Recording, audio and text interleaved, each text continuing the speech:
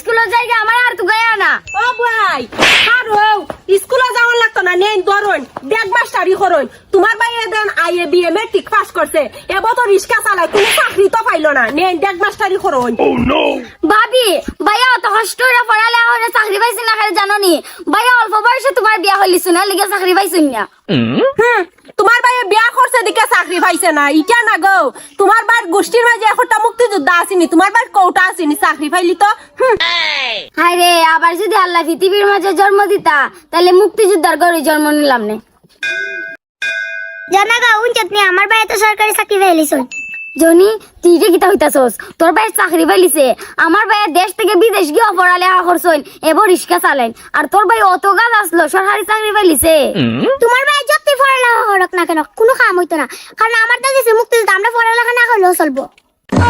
তে আমি আর পড়ালেখা কইরা কিতা করতাম গো জনি? কে রে ডেক মাস্টারি করবে? আসো খেলবো, খেলা হবে।